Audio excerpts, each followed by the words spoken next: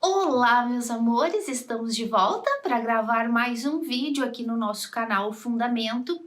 E hoje nós vamos dar início a uma nova playlist no canal que, apesar de ser uma nova playlist, ela é uma continuação das playlists da salvação. Vocês que já acompanham aqui o canal, vocês sabem que nós temos duas playlists aqui no canal falando da salvação.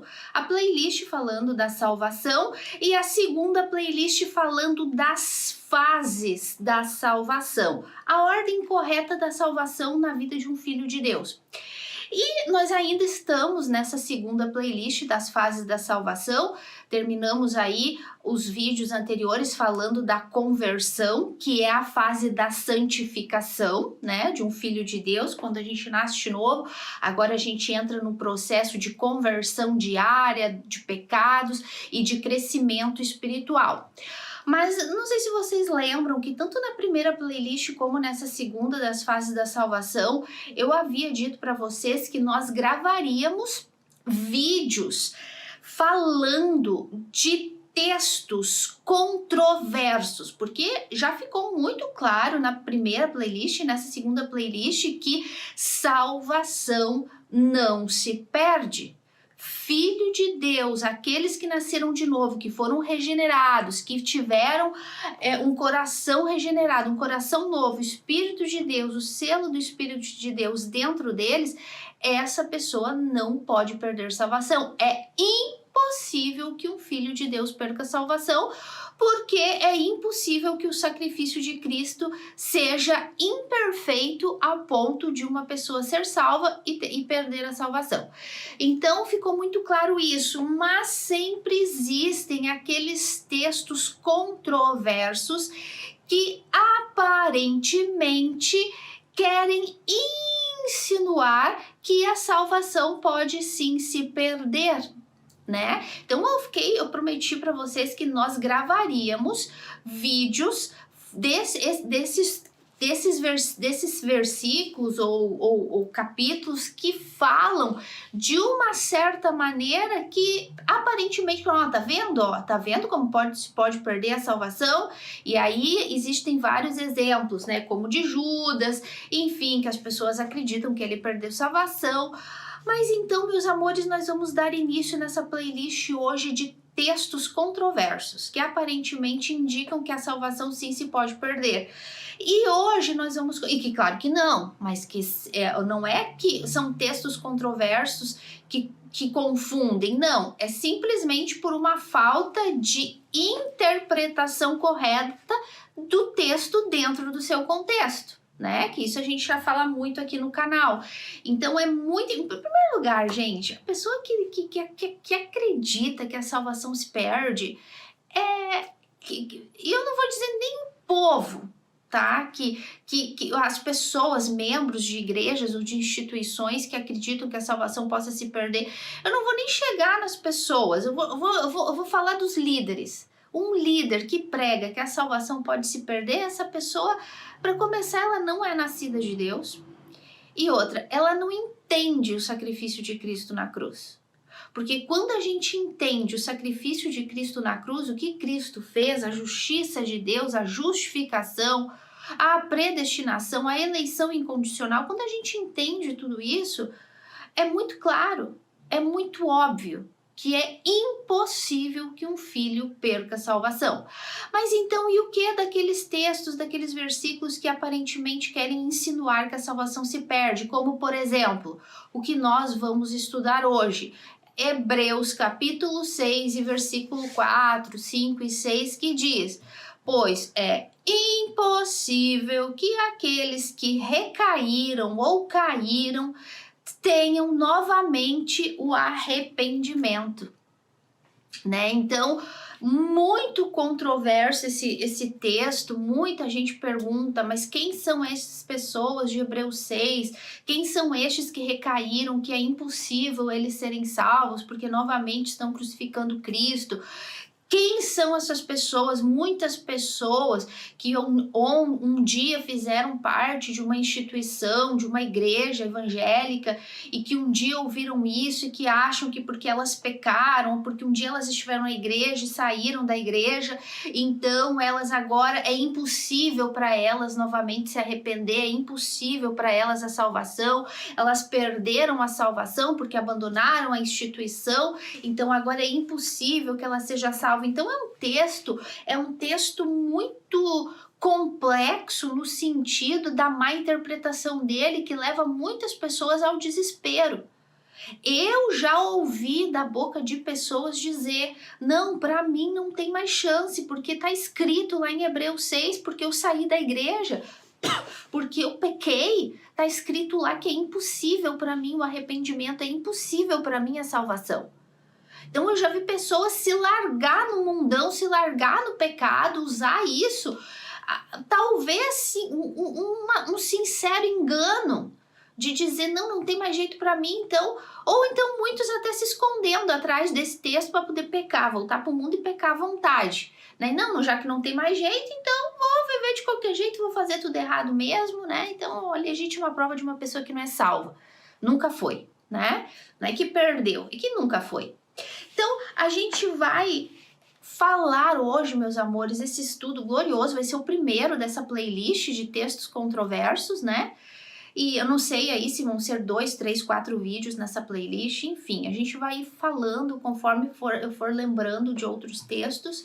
Vamos falar aí de Hebreus 10 também, vamos falar aí de Apocalipse 3, com respeito se o nome pode ser apagado do livro da vida ou não, enfim, vamos falar do texto que aquele que perseverar até o fim ganhará sua alma, enfim, a gente vai falar muitos textos aqui que aparentemente indicam a perda da salvação, mas que quando a gente faz uma análise, um estudo correto dentro do seu contexto, partindo do princípio que a gente conheça o que Cristo fez na cruz, né? Porque eu repito, alguém que diga que a salvação se perde, me referindo a líderes que ensinam isso para as pessoas, só existe 2 razões para isso. Uma, porque elas não são salvas e não conhecem o sacrifício de Cristo, nunca entenderam.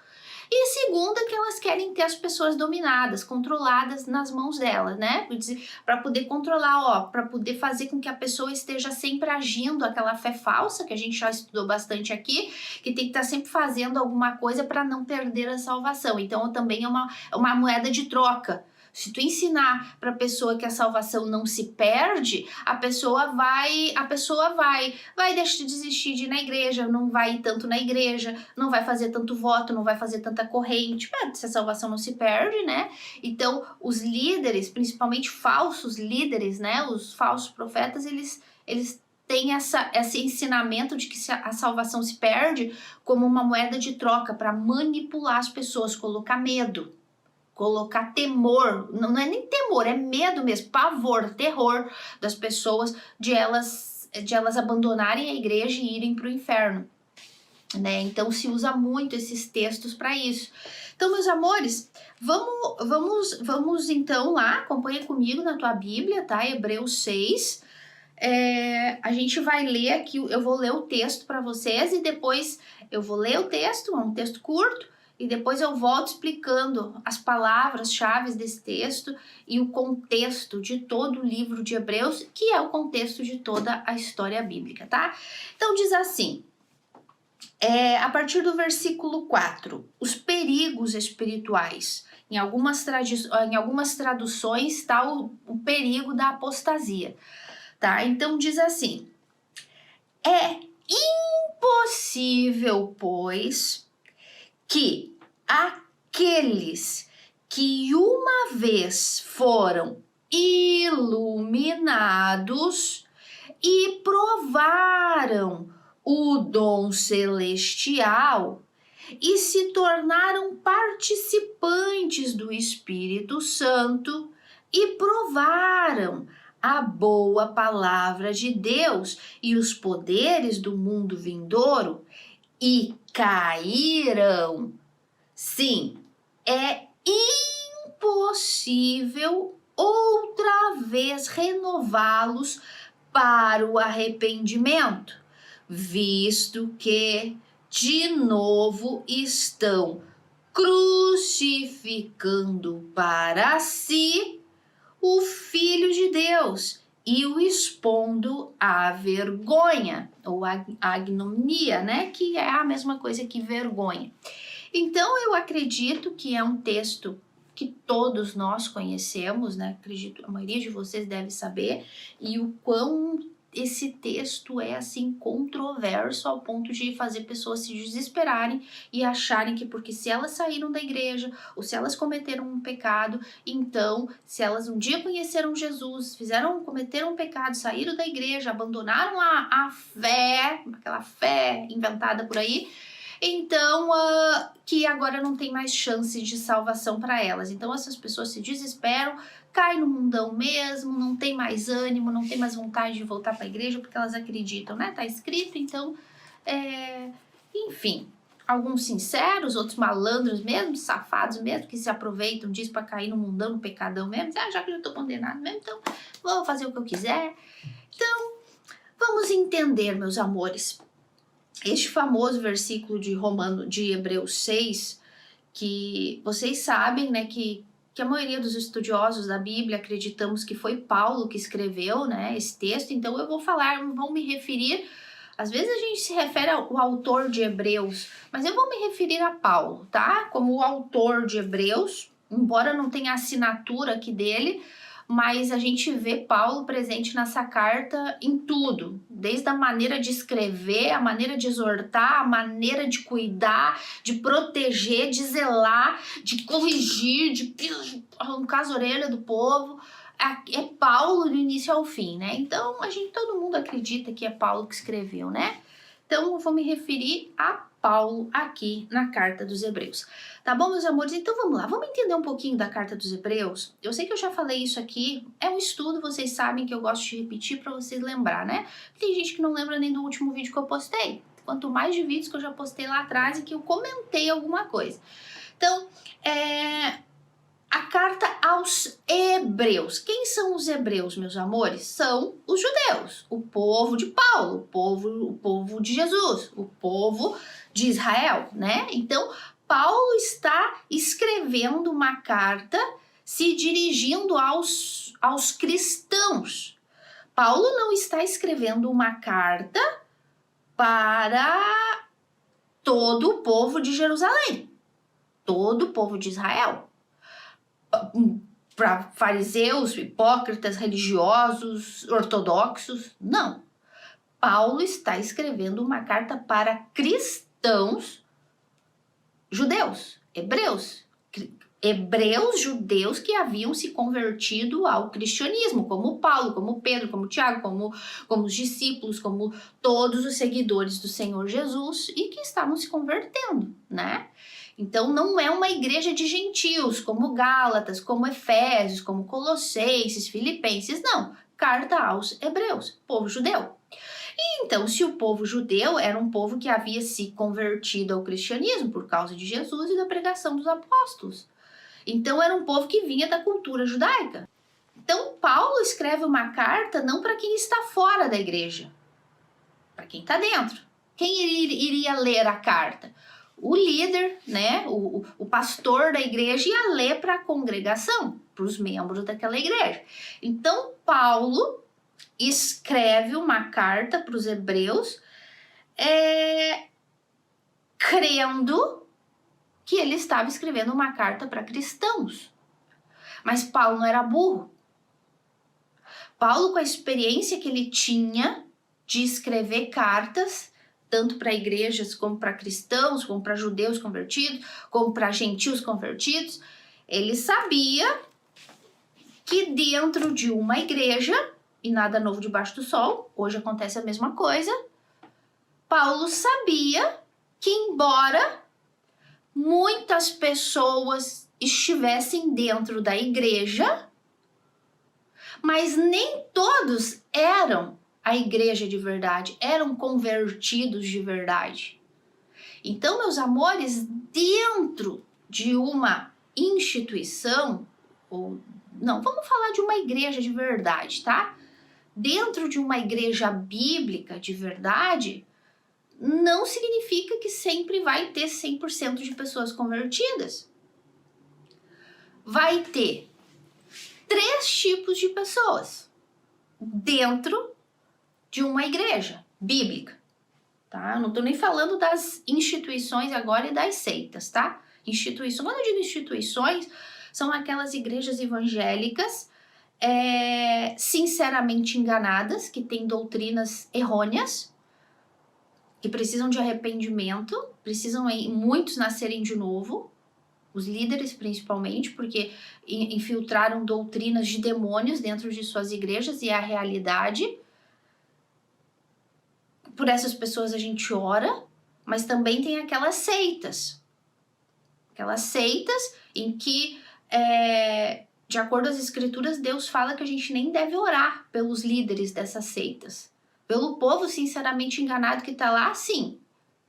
Mas pela liderança, não. Por quê? Porque já blasfemaram tanto contra o Espírito Santo que não é nem para orar mais. Então, eu agora não estou me referindo a instituições religiosas sinceramente enganadas, muito menos a seitas. Agora eu não estou falando disso. Estou falando supostamente de uma igreja onde tem cristãos. Só que Paulo sabia que dentro dessas instituições existe pelo menos 3 tipos de pessoas, 3 grupos de pessoas. Existe os cristãos maduros, aqueles que crescem, sabe? E quando eu falo cristão maduro, não significa um cristão que já tem muito tempo na igreja, muito tempo de novo nascido, de convertido, 10, 15, 20 anos. Não. Cristão maduro não significa o tempo que tu tem de igreja, significa o tempo que tu tem com Deus, de intimidade com Deus, comunhão com Deus diário. Tu pode ter 1 mês de nascido de novo e tá muito mais avançado espiritualmente do que um irmãozinho que nasceu há 10 anos atrás e tá lá no leitinho ainda. Não é o tempo que importa. É a tua intimidade, a tua comunhão com Deus, o teu crescimento espiritual através da meditação das escrituras, da prática das escrituras, né? Da prática, porque tem irmãozinho que só sabe, só conhece, tem um conhecimento, entendimento até, mas não pratica, não obedece. Não tanto quanto deveria. Por isso que não cresce, por isso que não desenvolve. Então, não tem a ver com tempo, tá? Tem a ver com comunhão com Deus, com crescimento espiritual. Então, dentro da igreja aqui dos Hebreus, e nos dias de hoje também, nós temos 3 grupos de pessoas. Nós temos os maduros, aqueles que crescem e que cada vez estão mais crescendo, porque quanto mais a gente entende, mais a gente aprende, mais a gente sabe que a gente não sabe nada, mais a gente se... Meu Deus do céu, gente! Todo dia eu medito na Bíblia, todo dia eu aprendo uma coisa e eu digo, meu Deus do céu, isso sempre teve aqui, eu não tinha entendido ainda.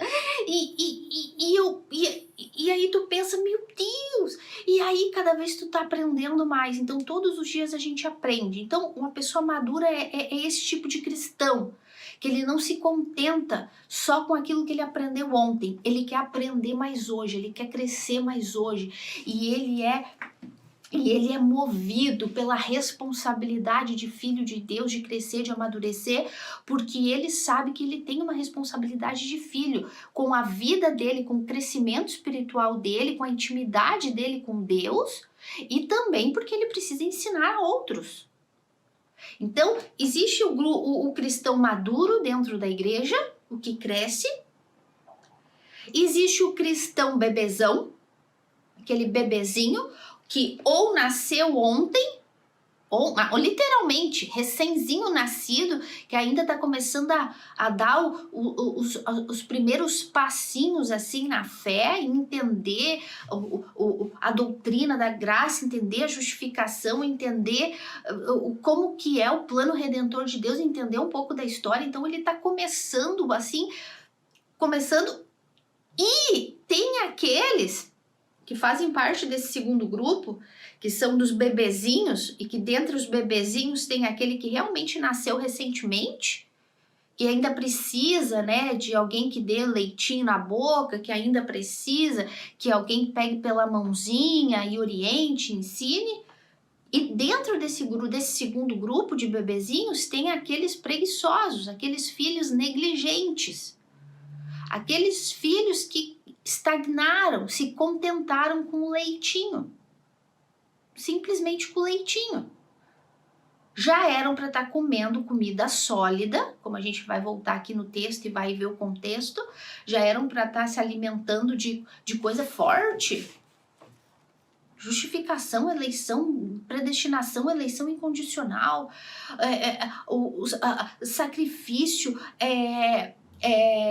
expiatório de Cristo, entender os pactos, entender as leis, entender os tempos, escatologia bíblica, se aprofundar na escatologia, entender que a salvação não se perde, que filho não perde salvação, as promessas, os pactos feitos com Abraão, com Davi, enfim, que a igreja e Israel são duas instituições diferentes, e enfim, já era para estar lá na frente, madura, ensinando, ajudando as pessoas, orientando, ensinando, pregando a palavra, mas está lá, acomodada. Cresceu um pouquinho e se acomodou. Existe esse tipo de filho? Existe. Infelizmente. Mas Paulo também sabia, e todos nós também sabemos, que dentro de uma igreja, por mais bíblica que ela seja, sempre vai ter o não convertido, o não regenerado, o não salvo, o incrédulo. Então sempre vai ter esses três tipos de pessoas dentro da igreja. Então Paulo escreve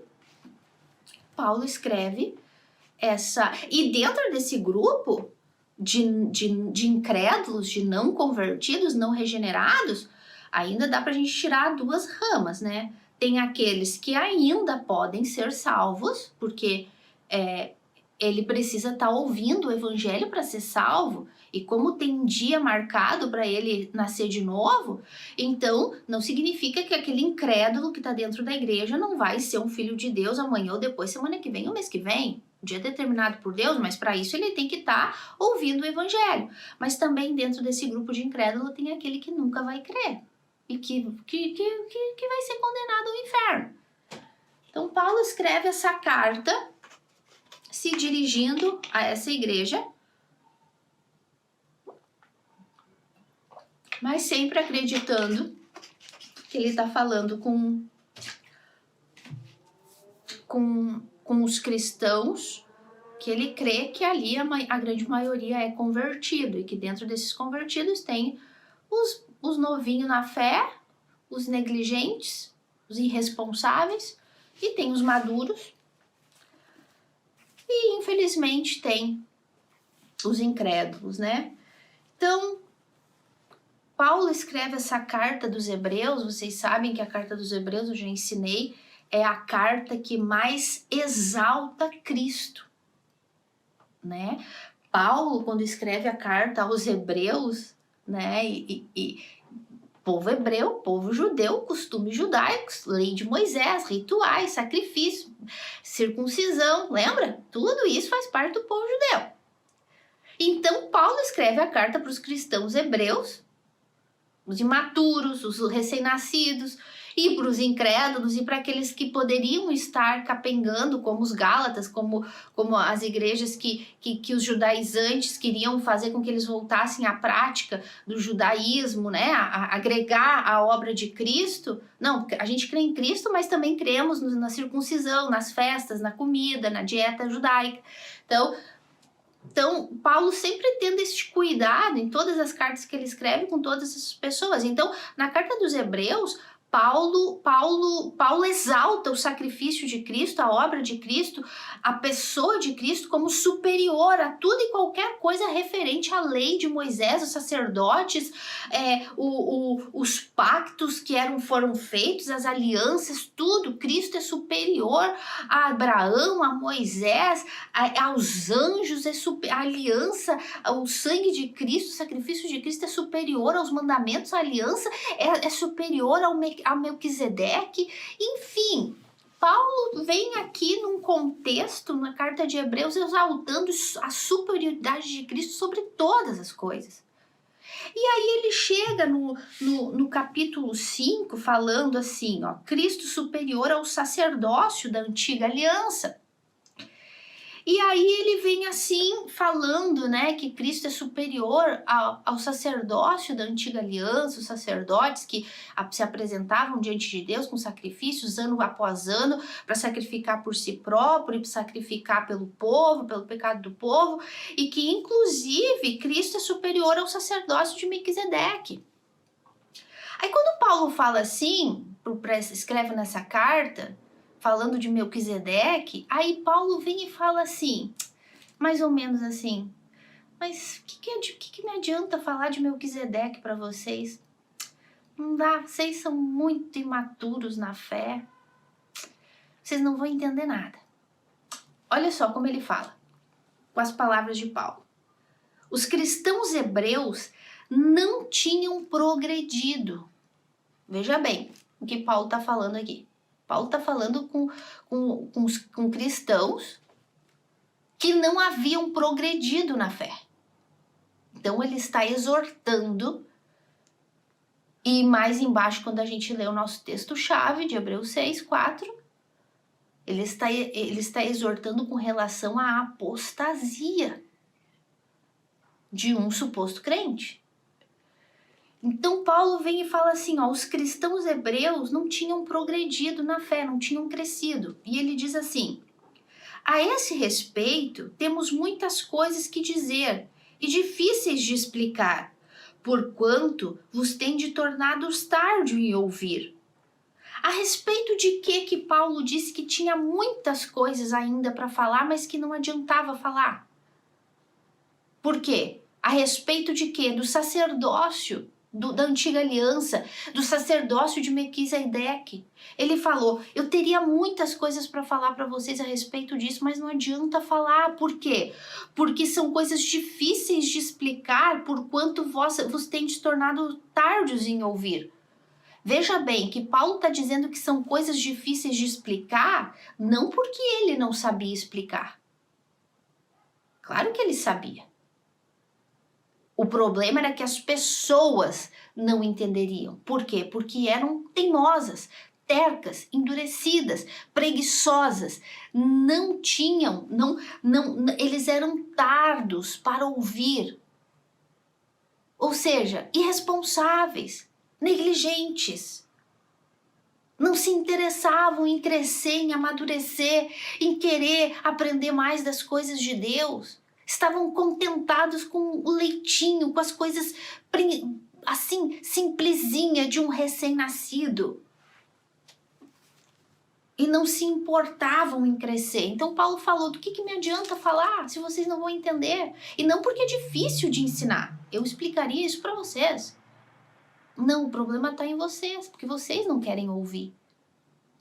Vocês não têm nem a capacidade para ouvir ainda. Aí ele fala assim, pois com efeito, quando deveríeis ser mestres já, atendendo ao tempo decorrido, ou seja, eles já eram cristãos há tempo. A salvação não veio primeiro para os judeus? Quem foi os primeiros para quem Jesus pregou? Não foi para os apóstolos, para os 70, para o povo judeu? Primeira salvação, ir de pregar ao mundo, né, o evangelho, de Jerusalém, Samaria e depois os confins da terra, mas primeiro em Jerusalém, primeiro para os hebreus, primeiro para os judeus. Então, decorrido o tempo, Paulo está dizendo aqui para os hebreus, vocês já eram para estar lá na frente. Vocês já eram para estar lá na frente, mas vocês não crescem. Vocês não amadurecem. Peraí, tem alguma coisa errada aí. Já era para vocês ser mestres, já eram para vocês estar ensinando. Não era nem para mim estar escrevendo essa carta para vocês. Era para vocês estar orientando e ensinando outras pessoas. Mas vocês não crescem. Tendes novamente, já era para vocês ser mestres, entendendo o tempo decorrido, que vocês já supostamente são nascidos de Deus? Agora tendes novamente necessidade de que alguém vos ensine de novo. Quais são os princípios elementares dos mistérios de Deus? Assim vos tornastes como necessitados de leite e não de alimento sólido. Ora, todo aquele que se alimenta de leite é inexperiente na palavra da justiça, porque é criança. Gente, é Paulo falando aqui. É criança.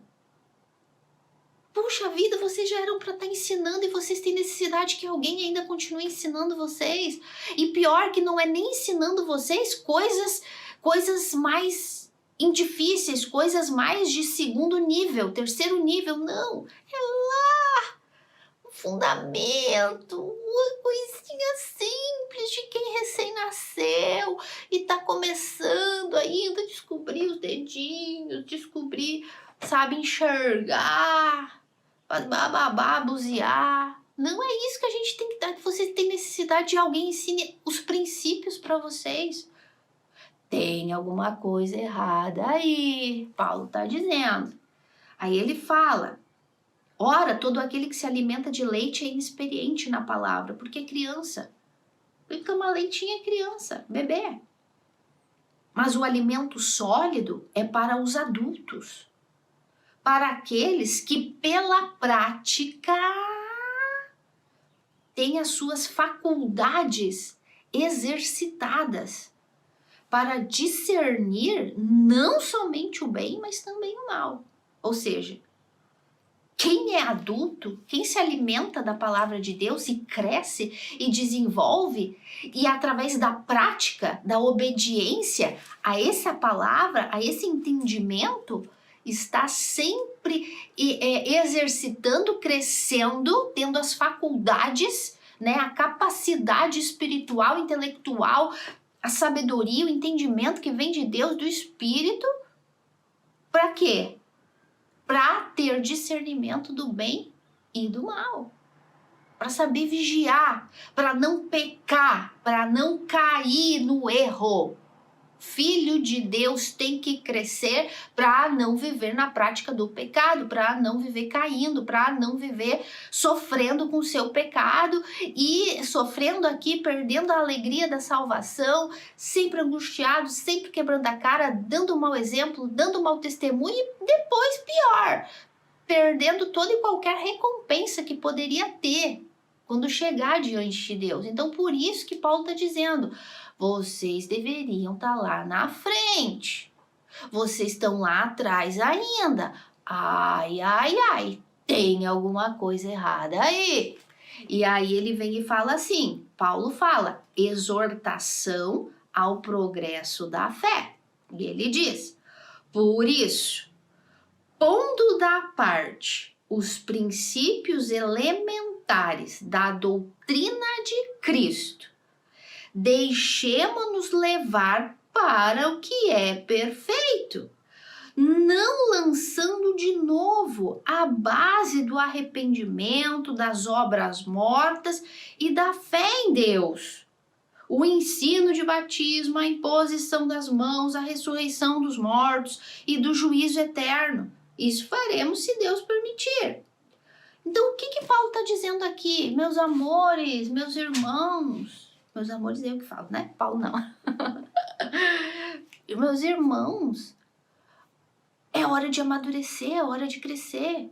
Vocês têm que deixar de lado os princípios elementares e agora é hora de tu crescer, progredir. Chega, tu já entendeu isso. Agora cresce, agora desenvolve. Agora esquece os rudimentos elementares do princípio, da ressurreição. Lembrando que muitos dos judeus, dependendo da seita que eles faziam parte, se eram de fariseus, se eram de saduceus, os saduceus não criam na ressurreição, né?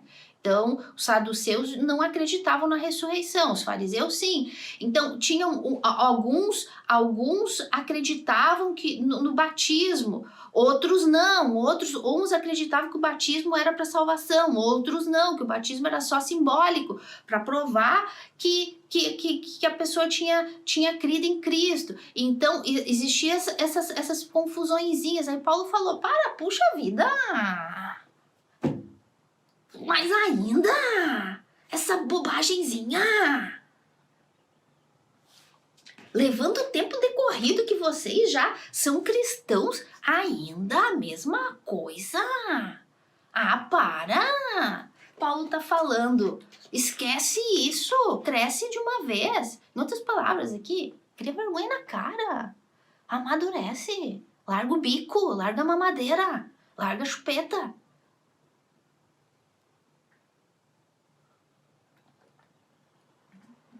Paulo é duro. Por isso que isso aqui é Paulo escancarado aqui falando, a gente vê a mesma maneira de Paulo falar. Deixa essas coisas de lado. Batismo, imposição de mão. Até quando vocês vão continuar bebezinho assim na fé, perdendo tempo com coisa? É que nem eu falei outro dia, né? Um texto do Apocalipse aí que eu gravei. A pessoa às vezes nem nascida de Deus ou nasceu de Deus e quer ficar se perguntando sobre o dinossauro. Quantos mil anos tem a Terra? A Terra é redonda ou a Terra é plana? Sabe? Umas bobagens assim. Dinossauros existiram? Sabe? Umas perguntas tão tonta, desculpa lá, gente, que é mais ou menos isso aqui o que Paulo tá falando, meu Deus. Já, vamos. Acorda, desperta. Já na época de Paulo já falava da vinda de Cristo, que viria próximo, Cristo virá como um ladrão na noite. E hoje mais nós aqui, na nossa realidade, Jesus está voltando e aquelas pessoas que se dizem cristãs, que são nascidas de Deus, de braços cruzados, chupando bico, tomando uma madeira, ali acomodadas no entendimento, no conhecimento. Tu vê que a pessoa lê um versículo bíblico, ela não consegue nem sequer se expressar naquilo, levando em consideração o tempo que ela diz que ela é nascida de Deus, ela não consegue nem se expressar o que ela tá lendo, aí se esconde atrás da desculpa. Desculpa lá, gente. Ah, eu não sei falar, eu não sei ensinar. Tudo bem, realmente tem gente que não tem essa facilidade, mas tem muita gente que é desculpa esfarrapada, gente. Desculpa esfarrapada, sabe por quê? Porque não cresce. Porque quando a gente entende a cruz de Cristo, quando a gente entende a seriedade do Evangelho e o quanto a pregação do Evangelho é o único meio para salvar a nossa família, os nossos amigos, os nossos vizinhos, o mundo todo, quando a gente entende isso, a gente não se esconde atrás de desculpa de eu não sei ler, não gosto de ler, não tenho tempo, não gosto, não sei me expressar, não é o meu jeito, a gente não dá bola para isso. A gente simplesmente tem o desejo de gritar aos quatro cantos da terra que Jesus Cristo é o Senhor e que nós precisamos dele, que o mundo precisa dele para ser salvo. Então Paulo tá revoltado aqui com os hebreus que não cresceram. Puxa vida, a salvação vem de vocês são judeus. Pô, se vocês fossem romanos, da Galácia, Efésios, Filipenses, Colossenses, vocês são hebreus, judeus. Então Paulo fala assim, vocês têm que deixar de lado as coisas elementares e do início da fé, e começar a desenvolver essa salvação. Tem alguma coisa errada aí, Paulo tá falando. Paulo tá exortando a esses crentes cristãos que não cresciam, que não desenvolviam, e está exortando eles a crescer. E então, aí, dentro deste contexto de ensinamento, de exortação, de puxão de orelha mesmo, de um pai, de um irmão, de um mestre, de um pastor de verdade, que corrige a quem ama, porque sabe que está em alguma coisa errada aqui. Então, depois de todo esse contexto aqui que eu expliquei para vocês, então Paulo vem com o nosso texto-chave, aquele tão famoso que faz com que as pessoas ensinem que a salvação pode se perder. Mas é dentro desse contexto que Paulo está exortando ao crescimento dos cristãos, lembrando que dentro de uma igreja a gente tem aqueles 3 grupos que eu falei no início. Cristão maduro, cristão bebezão, que podem ser aqueles que recém-nasceram, aí tudo bem, esses aí realmente estão no seu lugar e vão crescer. Mas também aqui está o cristão negligente, o filho irresponsável, o acomodado. E também tem incrédulos que ainda não são nascidos de Deus, que talvez nascerão ou talvez nunca. Então aí Paulo vem agora com o nosso textinho-chave e ele fala assim, os perigos espirituais. Ele vem e fala, os perigos espirituais. Os perigos da apostasia.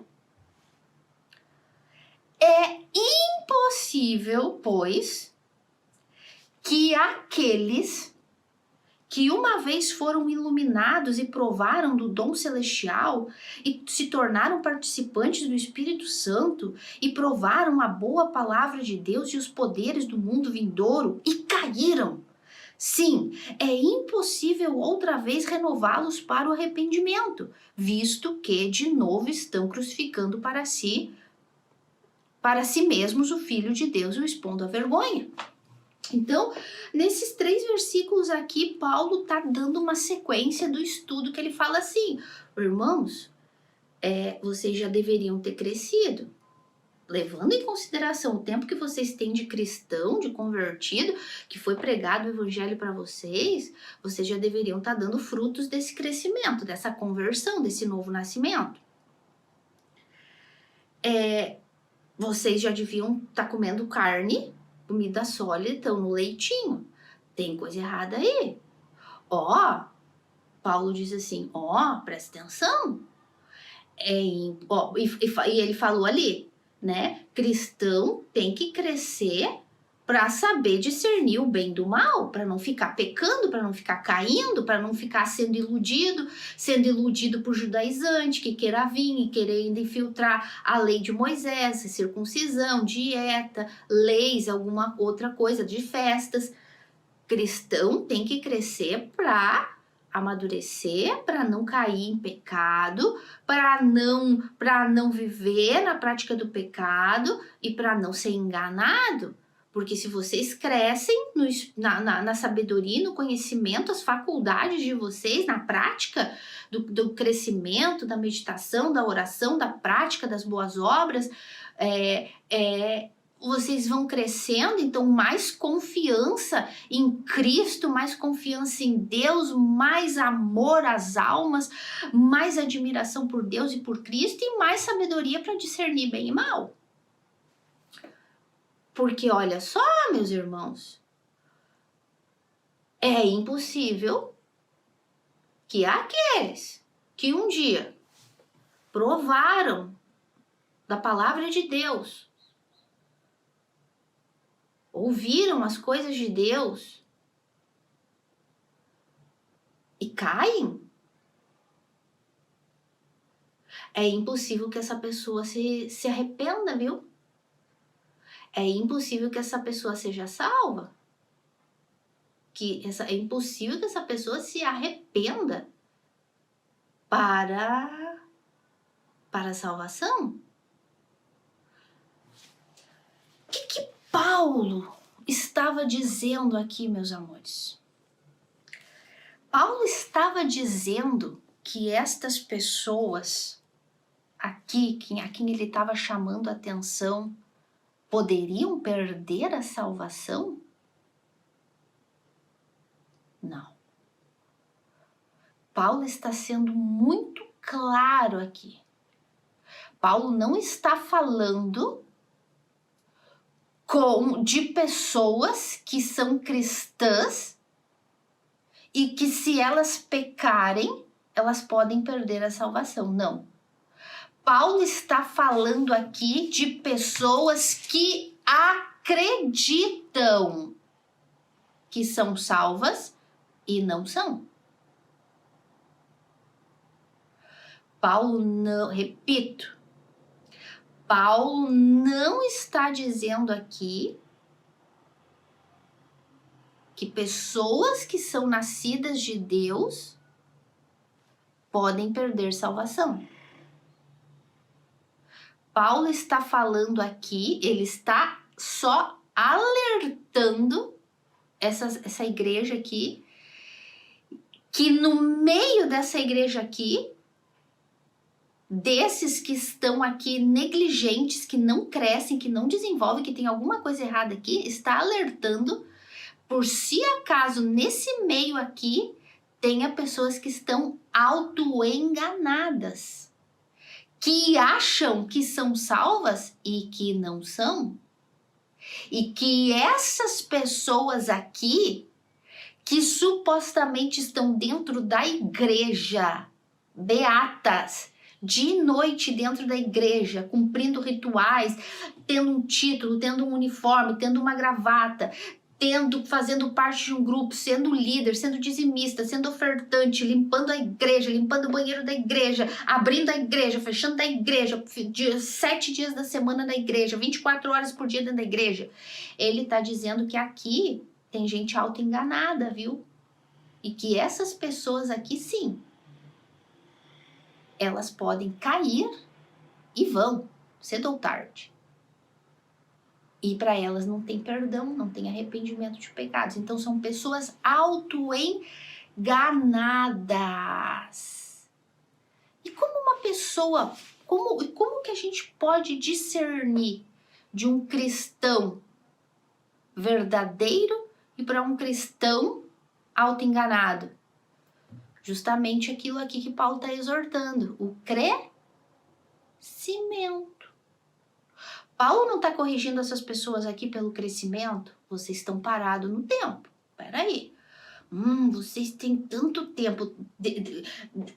Levando em conta, Paulo falou aqui, levando em conta o tempo que vocês já são convertidos, mas já era para vocês estar lá na frente. Será que vocês não estão auto-enganados? Será que vocês acham que vocês são crentes e não são? Ou será que vocês realmente são preguiçosos na fé e não crescem? Porque qual é a prova de que uma pessoa é nascida de Deus? É que ela cresce. Ela desenvolve, ela amadurece. Então Paulo está aqui fazendo 2 exortações.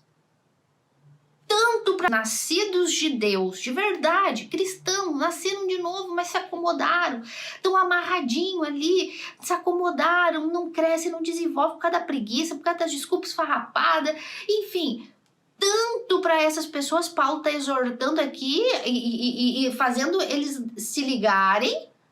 A prova a prova que eu sou de Deus é se eu cresço. Eu não estou crescendo, então peraí. Opa! Então, meu Deus, dobrar o joelho, clamar, chorar, gritar aos pés de Deus: Senhor, me ajuda, me corrige, me perdoa, eu vou fazer a minha parte, me ajuda, Espírito Santo. Se eu te apaguei, se eu te entristeci dentro de mim, por favor, clamar por misericórdia para Deus levantar. Isso um filho de Deus rebelde, um filho de Deus negligente faria. Com essa exortação de Paulo aqui, dizendo que, cuidado, hein? Cuidado, a prova de que uma pessoa é filha de Deus é que ela cresce. Deus não desperta uma pessoa para ela ficar ali bebezinha, não, é para crescer. Essa é a ordem, crescer e multiplicar. Então é uma exortação para 2 grupos, para esse irresponsável, para aqueles que nasceram recentemente, para não seguir o exemplo mal dos outros, ao contrário, segue o exemplo de quem está crescendo, se junta com quem está crescendo e vai embora. Se o outro lá que te levou para a igreja, que te pregou o evangelho, se acomodou, minha filha, vai embora. Agora, também é um alerta para os crentes enganados, para os auto-enganados, aqueles que acham que são e não são. E o maior perigo e o que mais tem dentro da igreja é gente que acha que é salva e não é. E enquanto ela continuar achando que ela é salva, ela nunca vai ser salva. E aqui é que está esse grupo de pessoas para quem Paulo está falando. Esse grupo de pessoas de Hebreus 6 aqui não são pessoas que eram salvas e que perderiam salvação. Não, eram pessoas que nunca tinham sido salvas e que estavam se auto-enganando. Então Paulo está corrigindo. Tem coisa errada aí. Vocês não crescem, vocês não amadurecem, vocês continuam lá no início da história. Se acomodaram, então, ou vocês estão com mau desenvolvimento por preguiça, ou então vocês estão auto-enganados. Então vamos entender bem certinho como aqui Paulo não está se referindo a pessoas salvas, mas ele está se referindo a pessoas que acham que são salvas. Pessoas tipo Judas. Judas nunca foi salvo. Judas não perdeu a salvação quando ele foi lá e vendeu Jesus e se enforcou. Não, Judas nunca foi salvo, nunca foi. O próprio Senhor Jesus disse que ele era o filho da perdição. Pai, de todos os que o Senhor me deu, nenhum se perdeu, só o filho da perdição, Judas. Judas nunca. Eu escolhi 12, mas um de vocês é o diabo. Judas nunca foi salvo. Judas não perdeu salvação, ele nunca foi. Então, vamos lá, vamos entender essas palavrinhas aqui, tá, meus amores? Veja que embora Paulo use expressões, descrição, que aparentemente são descrição do mundo, do nosso mundinho cristão, porque olha só o que Paulo fala, ele fala... É impossível, pois, que aqueles que uma vez foram iluminados, provaram do dom celestial, se tornaram participantes do Espírito. Olha só, participantes do Espírito, porque foram batizadas com o Espírito. Então, aqui Paulo está falando, né? Então, participantes do Espírito e provaram da boa palavra, do mundo vindouro. Tu vê, coisas espirituais, coisas que nós, no nosso mundo cristão, falamos. Mas veja aqui que Paulo, em nenhum momento, ele usa a palavra salvos.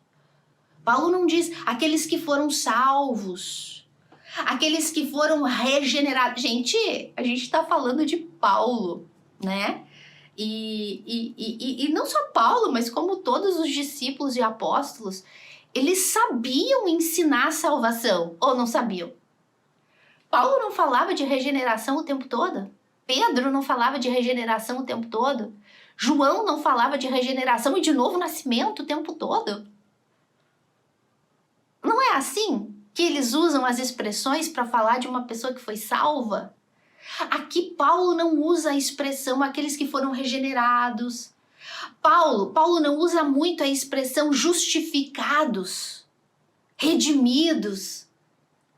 Paulo não usa muito essa expressão quando está falando de quem é salvo de verdade, né? Paulo é o que mais fala de justificação pela fé, redenção. Não, aqui não está falando nenhuma dessas palavras que envolvem salvação de alma. Redenção, remissão de pecados, justificados. Nada disso, regeneração, nada disso está falando aqui. Não é o termo em si, embora sejam termos cristãos, Espírito Santo, iluminados pela palavra, provaram do dom celestial da palavra. Termos cristãos, mas não termos de salvação. Tá dando aí, né? Não termos de salvação.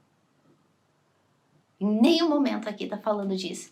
Ele fala assim, provaram do dom, iluminados, pessoa iluminada. Uma pessoa que está dentro da igreja, ela pode ser iluminada por outra, andar na sombra de outra. Paulo está falando aqui de pessoas que foram iluminadas por ouvir a palavra de Deus, iluminadas por ouvir o testemunho de alguém, por ouvir as maravilhas de alguém. Por exemplo, eu estou... Um filho de Deus é a luz no mundo. Vós sois a luz do mundo. Vós sois o sal da terra.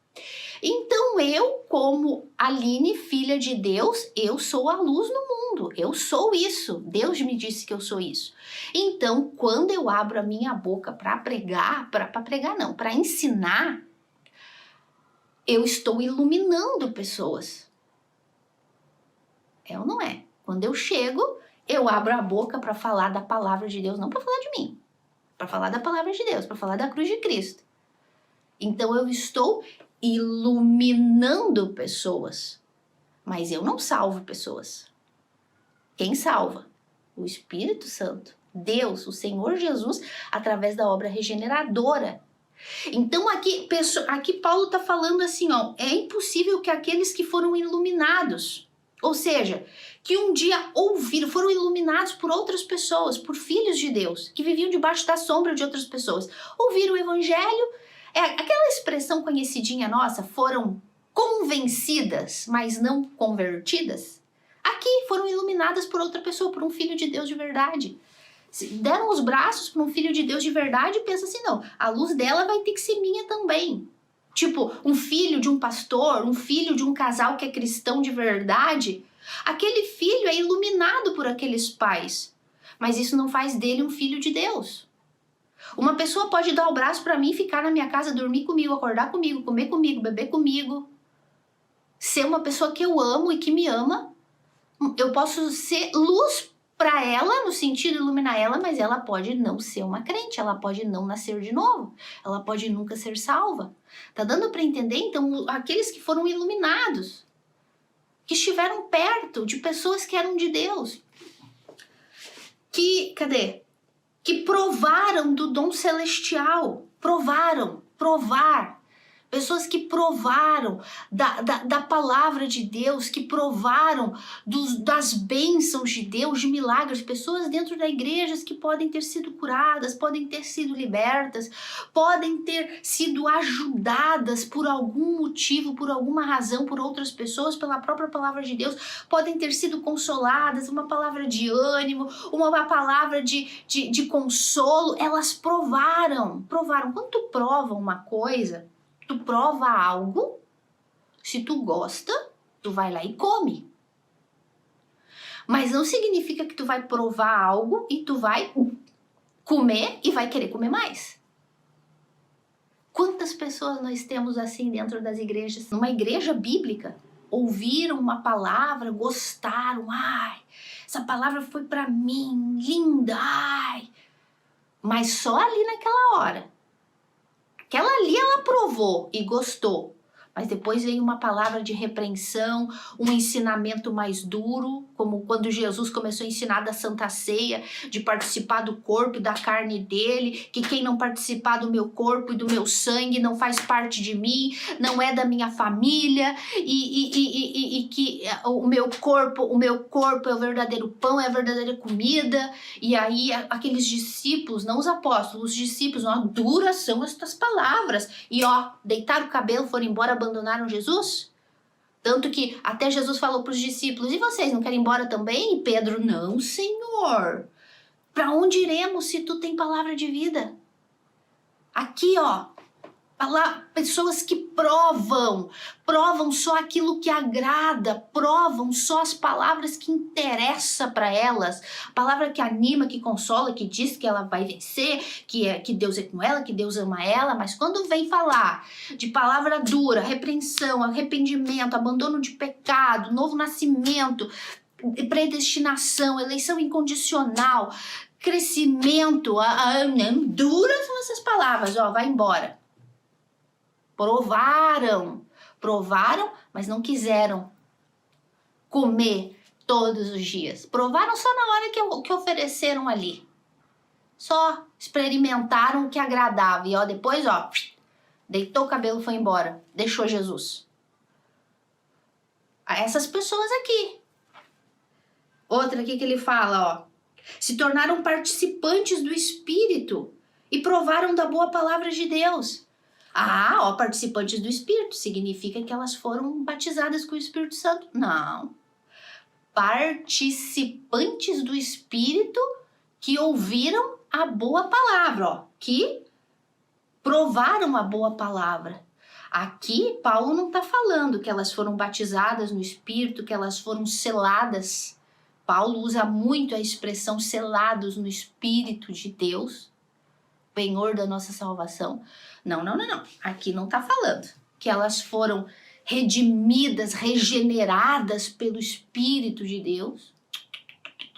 Aqui está dizendo que elas experimentaram, participaram do dom do Espírito, ouvindo a palavra. A palavra de Deus não é inspirada pelo Espírito Santo? A pessoa que está lá dentro da igreja, ela está lá ouvindo a palavra.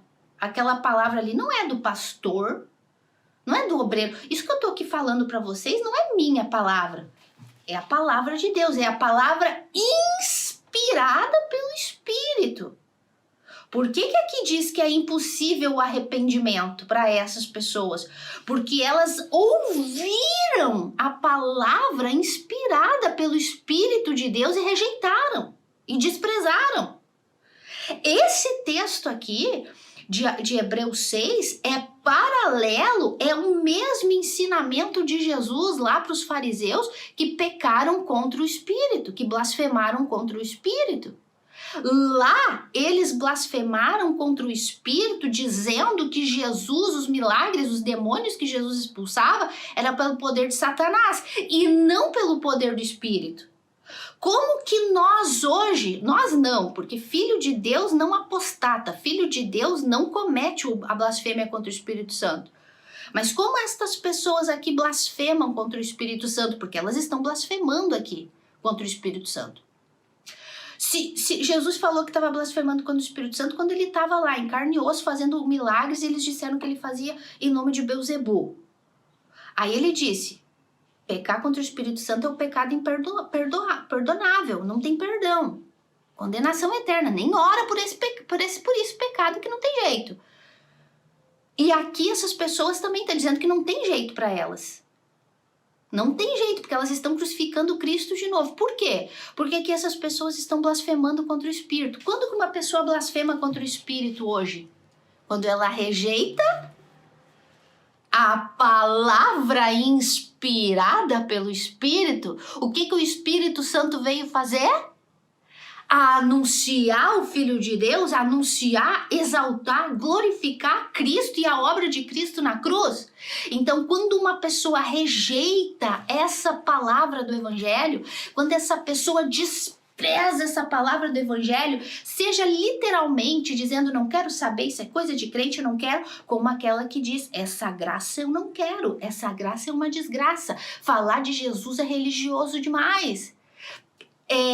A obra de Cristo, tudo bem, Cristo morreu, mas agora eu tenho que me salvar, eu decido ir para o céu com as minhas boas obras, com o meu sacrifício. Essa pessoa está rejeitando o Espírito Santo de Deus, está blasfemando contra o Espírito. Lá na época de Jesus, estavam blasfemando contra o Espírito quando disseram que Jesus estava expulsando demônios pelo poder de Satanás. E Jesus estava expulsando demônios pelo poder do Espírito de Deus, o Espírito Santo que estava nele, porque ele era homem como eu e tu, e ele tinha que seguir a ordem como homem, eu e tu. Ele não fazia nada com o poder dele de filho de Deus. Tudo que Jesus realizava era no poder do Espírito Santo. Por quê? Porque ele tinha que ser o nosso exemplo. Hoje, os filhos de Deus, nós não realizamos nada no nosso nome. Tudo o que fazemos hoje, até o ensinamento que eu estou dando aqui para vocês, não é eu, é no poder do Espírito Santo. Jesus não usou o poder dele de Deus para expulsar demônios, ele usou o poder do Espírito Santo de Deus para ser o nosso exemplo. Então lá houve a blasfêmia, quando disseram que ele estava expulsando em nome de demônios. Agora aqui a blasfêmia nos nossos dias de hoje é quando a pessoa nega o Evangelho de Cristo e a obra de Cristo na cruz. Então aqui Paulo está dizendo que essas pessoas foram participantes da palavra inspirada pelo Espírito de Deus, pregando o Evangelho da cruz de Cristo. E elas negaram, e elas rejeitaram. Vocês viram que aqui em nenhum momento está falando de alguém que foi salvo, regenerado, selado pelo Espírito, não. Pessoas que participaram, que estiveram envolvidas com pessoas que são de Deus, com a pregação da palavra de Deus que é inspirada por Deus e que até inclusive podem ter tido algumas bênçãos, alguns milagres, algo sobrenatural que aconteceu na vida dela, ou simplesmente uma palavra de alívio, de conforto que naquele momento ajudou ela, mas que na hora de ela ter um compromisso com Deus, na hora de realmente ouvir a verdade do evangelho que confrontava a vida dela, o pecado dela, e ela não quis, ela disse, é duro demais isso, eu não quero. Mas ainda assim pode ser que ela se escondeu atrás de uma religiosidade e continuou.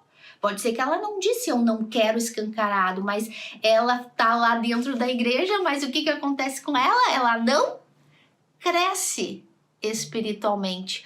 Porque olha só a sabedoria de Paulo inspirada pelo Deus, porque não por Deus. Não é que a pessoa cresce com obras. Olha como eu faço. Porque isso aí, as seitas e as falsas religiões, tem um monte de obra. Obra social, tem um monte. Presídio, orfanato, hospital, asilo, cadeia, rua, evangelizando de noite, madrugada, dando comida. Tudo obra social. Até porque é obrigação, né? Porque senão tem que pagar imposto pro governo, né? Então, eles se escondem atrás das obras sociais. Aqui um parênteses, né? Se vocês não sabiam, essas igrejas aí fazem obra social porque são obrigadas a fazer, tá? Porque senão elas têm que pagar imposto pro governo. Elas são isentas de imposto justamente por causa das obras sociais. Supõe que elas usam o dinheiro dos impostos para fazer obra social. E que, na verdade, muitas delas, elas não tiram esse dinheiro, porque manda o povo, coitado, trazer, né? Então, essas pessoas estavam envolvidas, mas veja bem que Paulo é tão detalhista que o crescimento aqui que ele está falando, embora as boas obras façam parte, mas ele aqui não está nem falando de supostas boas obras, porque como eu disse, as seitas e as falsas religiões têm um monte de boas obras por aí. Mas ele está falando aqui de crescimento espiritual, de sabedoria, de discernimento de bem e de mal, de coisas espirituais que só filho de Deus cresce. Só filho de Deus cresce para aprender para si e ensinar para os outros de verdade. Quem não é filho de Deus, mal sabe para si, nem sabe para si, muito menos para ensinar para o outro. A prova disso é um monte de seita aí que tem as heresias. Mas quem é recém-nascido e negligente, tanto um bebezinho recém-nascido a gente não pode cobrar dela, né? Ela tem que crescer ainda.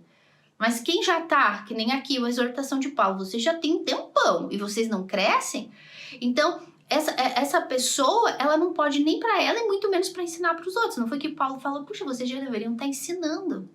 E ainda vocês dependem que outros ensinem para vocês. Então veja que aqui Paulo não está nem falando de boas obras no sentido de obras sociais, está falando de obras de crescimento espiritual. Se eu cresço, eu tenho condições de ensinar outro. Se eu cresço na prática do meu desenvolvimento, na sabedoria da palavra de Deus, eu tenho sabedoria e discernimento para discernir o que é certo e o que é errado, bem e mal, e não vou cair em pecado. É desse crescimento que Paulo está falando. E não vai estar sempre caindo no mesmo pecado. Olha só a sabedoria de Paulo, né? Então, meus amores, vocês viram aqui que nada aqui é envolvendo salvação. Aqui Paulo está falando desse grupo de pessoas que está auto-enganada dentro das igrejas. E aí, tu conhece gente que está auto-enganada dentro da igreja? Ou será que tu está auto-enganada dentro da igreja? Então veja que aqui, pra gente terminar, que já tá super longo, mas eu ainda vou continuar, eu volto gravando a continuação desse capítulo, porque daqui para frente ainda tem muita coisa. Mas aqui então fica muito claro, Hebreus 6:4, é impossível que aqueles que experimentaram, provaram, foram partícipes, vocês viram que aqui em nenhum momento está falando que essas pessoas foram salvas. Elas tiveram proximidade, elas estiveram dentro de igrejas, próximas a pessoas de Deus e inclusive até tiveram alguma bencinha e desfrutaram de uma boa palavra, de alívio, de consolo, mas essas pessoas nunca foram salvas. Por isso que quando elas caem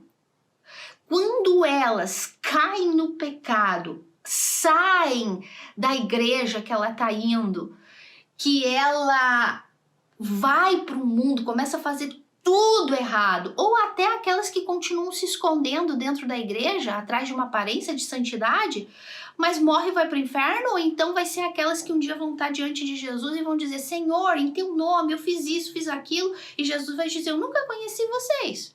Vocês até estavam na igreja, faziam milagres, faziam alguma coisa, mas eu nunca conheci vocês. Apartai-vos de mim, fazedores de maldade.